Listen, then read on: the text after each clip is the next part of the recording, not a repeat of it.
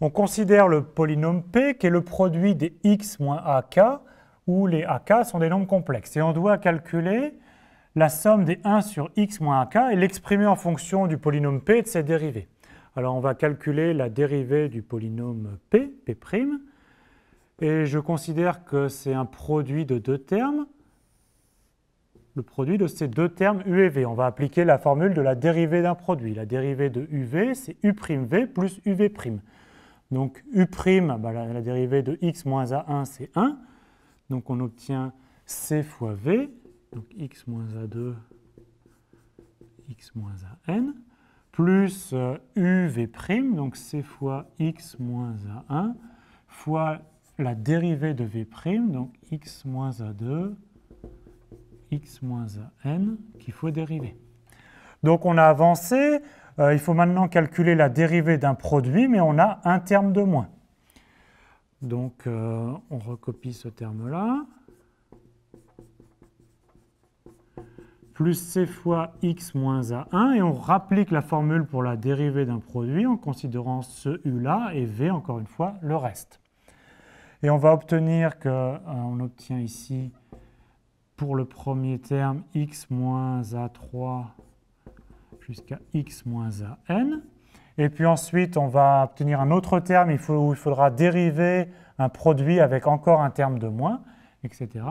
Et donc, on obtient pour le terme général de notre somme, une fois qu'on a itéré ce processus, plus c fois x moins a1 fois x moins a2, etc., jusqu'à x moins an, mais il manque à chaque fois le terme x moins a puissance k qui n'apparaît pas. Comme ici, le terme x moins a1 n'apparaît pas, ici, le terme x moins a2 n'apparaît pas, ici, c'est le terme x moins ak qui n'apparaît pas, et je mets une petite flèche pour dire qu'il faut l'oublier.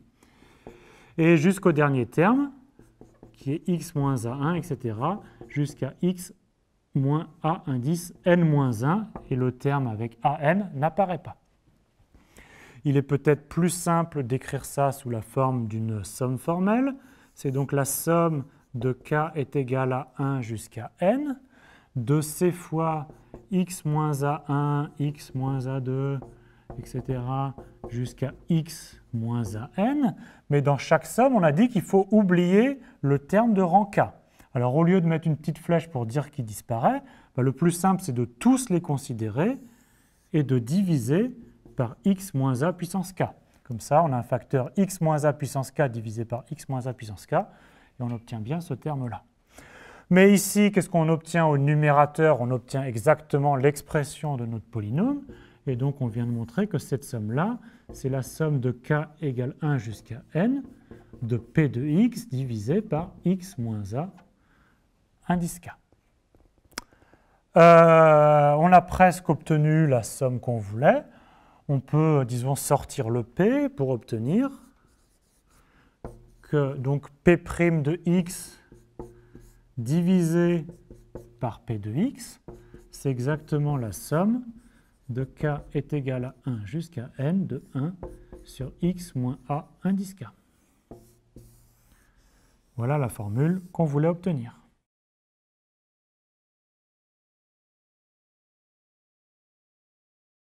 Alors on doit maintenant calculer la somme des 1 sur x moins ak au carré.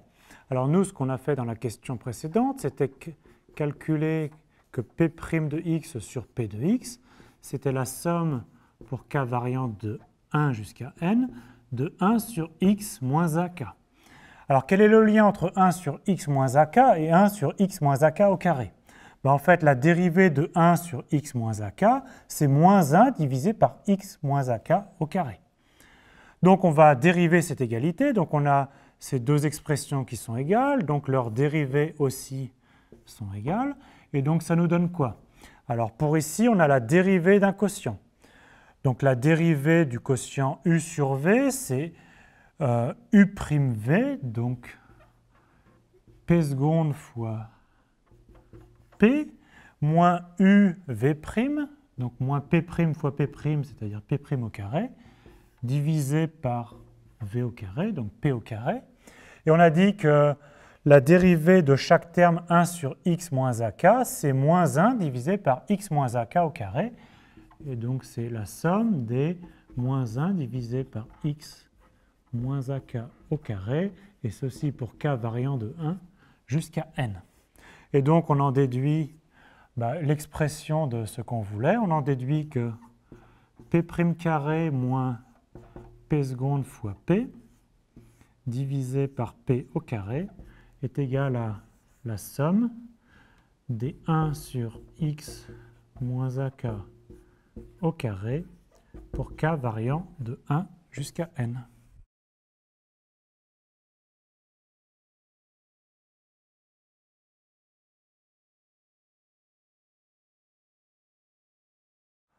On doit maintenant calculer la somme des 1 sur x moins ak facteur de x moins al, où k et l sont deux indices qui varient de 1 à n et k différents de l.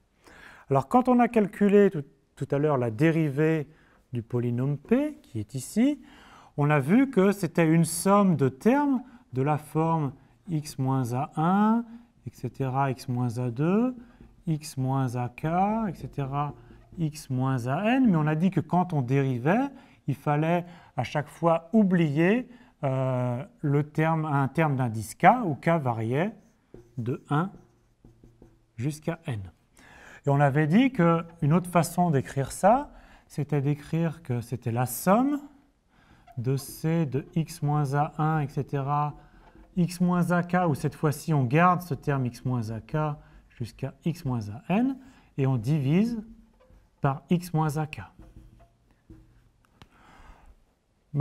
Donc quand on calcule dérivée une fois, on prend tous les termes, mais à chaque fois, on doit omettre un terme.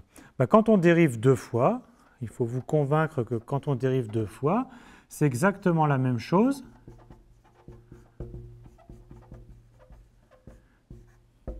Sauf qu'on doit omettre deux termes. Le terme d'indice k et un terme d'indice l. Et on fait la somme pour tous les indices k et l possibles, sachant que k ne doit pas être égal à l. Et donc une autre façon de réécrire ça, c'est de faire la somme sur tous les termes. Donc on conserve tous les termes avec tous les indices, et on divise par x moins ak et aussi par x moins al, comme on l'avait fait ici, avec ici la somme sur les mêmes indices. Et on reconnaît, comme tout à l'heure, au numérateur, c'est exactement p de x, divisé par x moins ak facteur de x moins al, avec la somme qui sont toujours cette somme-là. Et donc maintenant, on peut en déduire une expression pour la somme des 1 sur x moins ak facteur de x moins al. C'est tout simplement p seconde de x divisé par p de x.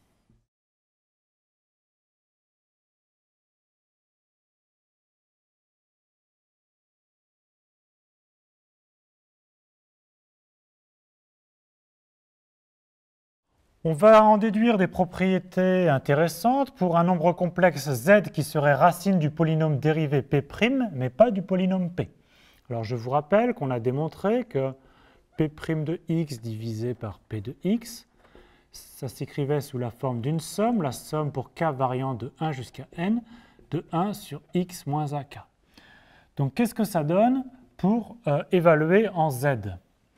Alors en z, on a donc p' de z divisé par p de z. On a supposé que z était une racine de p', donc le numérateur vaut 0 et le dénominateur est non nul, puisque ce n'est pas une racine de p. Donc ceci vaut bien 0, et par notre formule, c'est la somme des 1 sur z moins ak pour k variant toujours de 1 jusqu'à n. Alors on a ici une somme des 1 sur z moins ak qui est nulle, et donc si on prend le conjugué de cette somme, ce sera toujours un nombre complexe nul. Donc la somme des 1 sur z moins ak conjugué, c'est la conjugaison complexe, ça donne toujours le conjugué du nombre complexe nul, c'est 0, la somme pour k variant de 1 jusqu'à n. Alors ici on a un nombre complexe au dénominateur, on veut s'en débarrasser, et donc pour cela, on multiplie en haut et en bas par z moins ak. Donc ça fait z moins ak. Et au dénominateur, on a multiplié par z moins ak. Et donc ça fait apparaître le module de z moins ak au carré. Et tout ceci fait toujours 0. Somme pour k variant de 1 jusqu'à n. Alors, on va introduire une première notation. Je vais noter mu k, le nombre réel qui est 1 sur z moins module de ak au carré. Et donc, cette somme-là s'écrit maintenant, avec notre notation mu k, que la somme des mu k facteur de z moins ak est égale à 0.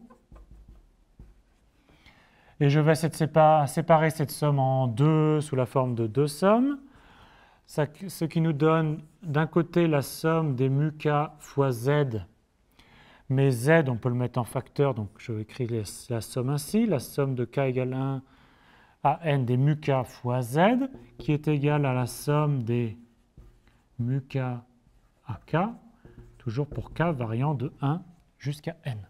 Alors on a presque répondu à la question qui nous était posée. On introduit une nouvelle notation qui est maintenant lambda k, qui est mu k divisé par la somme des mu k. De k égale à 1 jusqu'à n. Alors, avec cette nouvelle notation, qu'est-ce qu'on a prouvé? On a prouvé premièrement que z, c'est la somme des mu k fois ak divisé par la somme de tous les mu k, c'est-à-dire on vient de prouver exactement que z, c'est la somme des lambda k fois ak, pour k est égal à 1 jusqu'à n. Deuxièmement, mu k, c'est un nombre réel positif, puisque ici c'est un module au carré qui est bien un nombre réel positif. Et donc lambda k est aussi un nombre réel positif. Donc deuxièmement, déjà, lambda k est un nombre réel, et ensuite, lambda k est un nombre réel positif. Et troisièmement, quand on calcule la somme de tous les lambda k, la somme des lambda k, c'est donc la somme des mu k divisée par la somme des mu k, et bien ça fait exactement 1.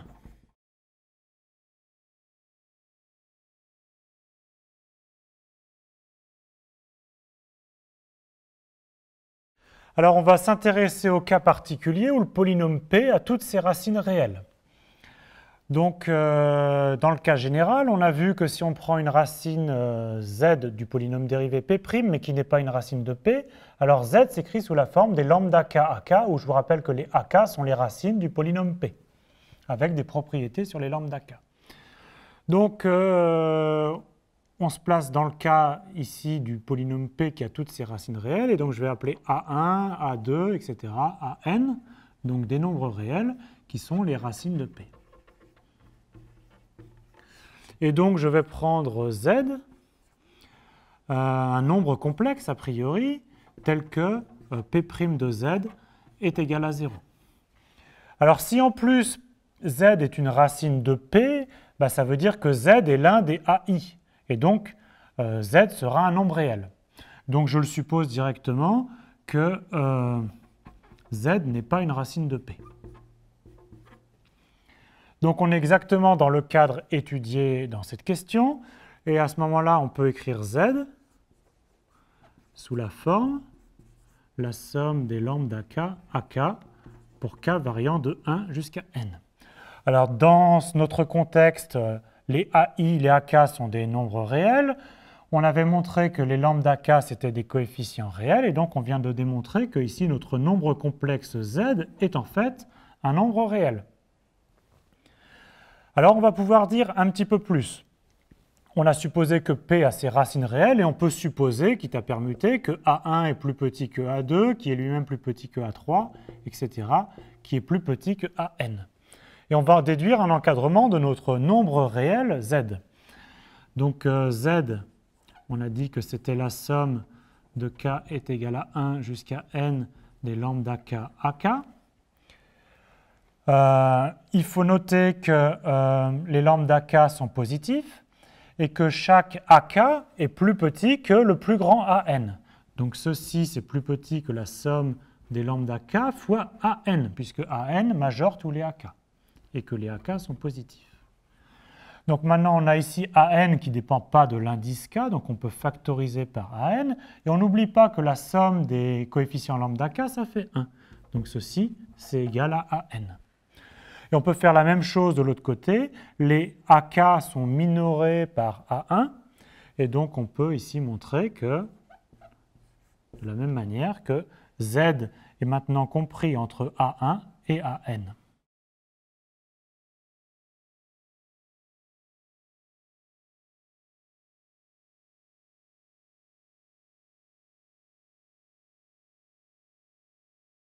L'énoncé général que l'on a prouvé s'appelle en fait le théorème de Gauss-Lucas, et voici l'interprétation géométrique. Donc je vous rappelle qu'on a pris un polynôme P qui s'écrit sous la forme x moins A1, facteur de x moins A2, etc., où les AK sont des nombres complexes, et on a considéré un nombre complexe Z qui annule la dérivée.